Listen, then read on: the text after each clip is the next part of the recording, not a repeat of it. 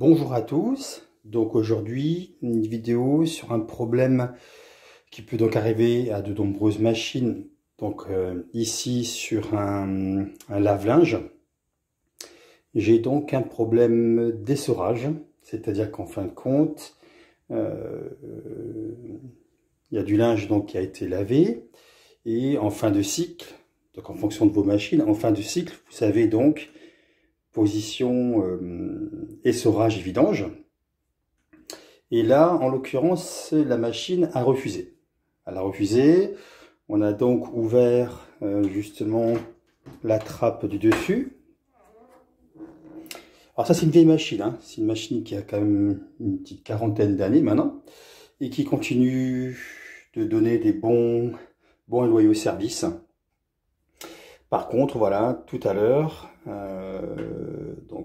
petit souci d'essorage. Donc là, j'ai trouvé d'où venait le problème et je voulais quand même vous en faire part, parce que c'est un problème qui peut venir assez régulièrement. Donc là, j'avais ouvert ici la trappe et donc à l'intérieur, il y avait donc forcément tout le linge. J'ai donc enlevé le linge et au bout, vous aviez au fond, tout le fond était donc plein d'eau. Donc la première des choses que j'ai faites, c'est que j'ai ouvert donc là ici la trappe latérale, donc qui tient avec justement avec différentes vis. Une fois que j'ai ouvert la trappe latérale, j'avais donc enlevé le linge et il y avait de l'eau. Donc l'eau, le surplus d'eau que j'ai pu enlever avec un petit récipient, je l'ai enlevé. Ensuite, j'ai refermé comme ceci. Fermé le couvercle et j'ai donc démarré un cycle voilà, je coupe la lumière. J'ai donc démarré un cycle ici juste de rinçage vidange, histoire de voir si déjà la pompe fonctionne. Ici, il y a quand même un petit peu d'eau qui passe, histoire d'avoir déjà une première piste. Donc, j'ai donc démarré. Voilà. Et ensuite, j'ai donc été sur le côté. Alors là, je vous remets la lumière pour voir si la petite pompe. Donc là, vous avez le tambour. D'accord, vous avez le tambour avec sa courroie que l'on voit ici. Et avec donc le moteur électrique qui est donc là. Vous avez ici donc les fameux amortisseurs. Hein, vous en avez 4. Les amortisseurs, et vous avez ici, voilà, la fameuse pompe à eau. Et là on voit, donc là je vais couper, voilà, je rallume, je coupe, et donc vous voyez la turbine, enfin déjà l'hélice de refroidissement ici qui tourne, et je regarde également derrière, ici, c'est le corps de la pompe, voir si également il tourne. Alors,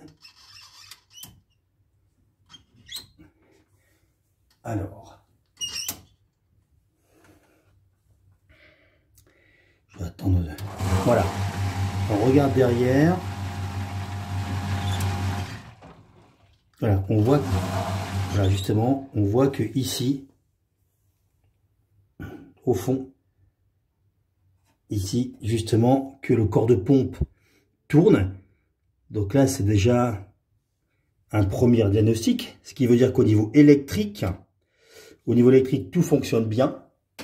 Et ça veut dire que ce soit les fusibles, les câbles, etc., que le moteur électrique, ici, tout fonctionne bien. Mécaniquement, au niveau de la petite turbine, que tout fonctionne bien. Et donc, on s'oriente après sur un problème mécanique ou quelque chose de bouché. Voilà. Donc là, ce que j'ai fait, c'est que je vais positionner la caméra. Voilà. Donc ici, donc je vais faire attention. Voilà, je coupe tout. J'ai donc ensuite ici touché les différents tuyaux sortis de pompe. Donc là, vous avez 3 tuyaux, ici. Donc le tuyau qui arrive, celui-là, qui arrive justement on va dire de la cuve.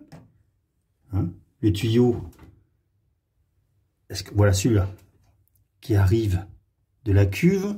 Vous avez ensuite, enfin, d'un côté de la cuve, le trop-plein de la cuve, vous avez ici celui qui est en dessous, vraiment au point le plus bas de la cuve, et vous avez derrière, là, le tuyau de refoulement. Voilà, celui qui va justement servir à l'évacuation. Donc, j'ai été vérifier à l'évacuation ici, s'il y avait de l'eau qui était évacuée, et justement, il n'y avait rien. Donc, j'ai quand même vérifié s'il n'y avait pas un corps étranger. Ça peut être n'importe quoi, hein, des fibres, pièces de monnaie, mouchoirs en papier, etc., etc. Donc là, il n'y avait rien. En tâtant également ici, je n'ai rien vu. Et donc, j'ai décidé de venir devant. Voilà, donc là. Donc, voilà, devant. Vous avez ce que l'on appelle le filtre. Donc,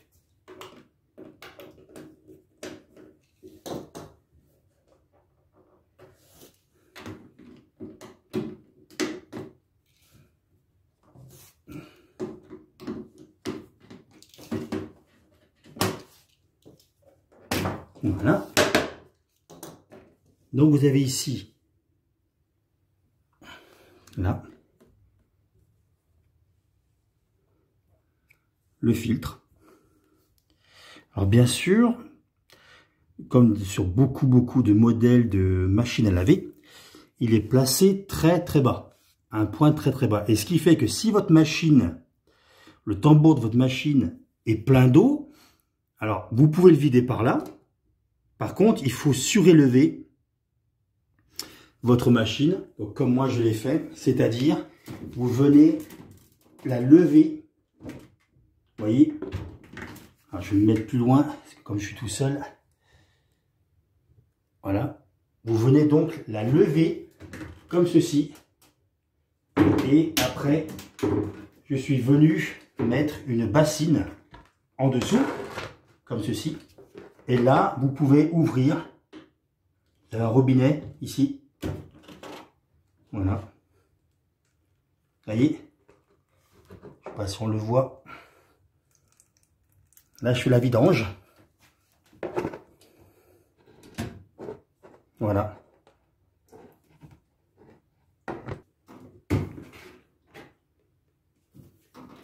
Alors, vous ouvrez tout doucement. Voilà.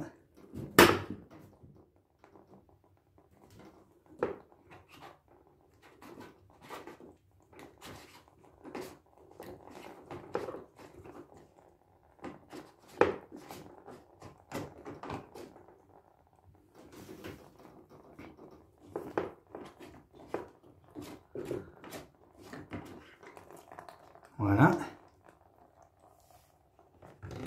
Et ensuite, on peut voir au fond, justement, la pompe à eau. Et donc là, si vous avez des impuretés, elles se retrouvent ici, à l'intérieur.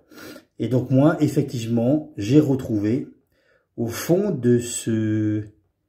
justement, juste devant la pompe, une pièce de monnaie. Et donc, elle m'empêchait justement... Voilà.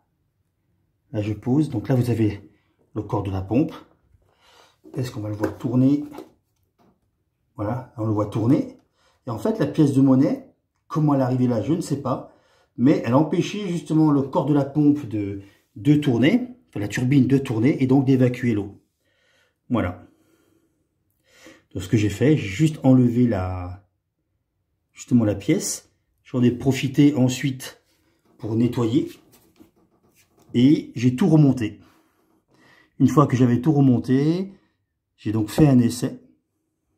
Et donc ça s'est mis à fonctionner parfaitement. Voilà. Donc là vous avez ici sur le côté justement le tuyau de refoulement. Et donc après, donc là c'était, on va dire voilà, moi j'ai eu la chance entre guillemets, c'était une simple pièce de monnaie qui bloquait la pompe.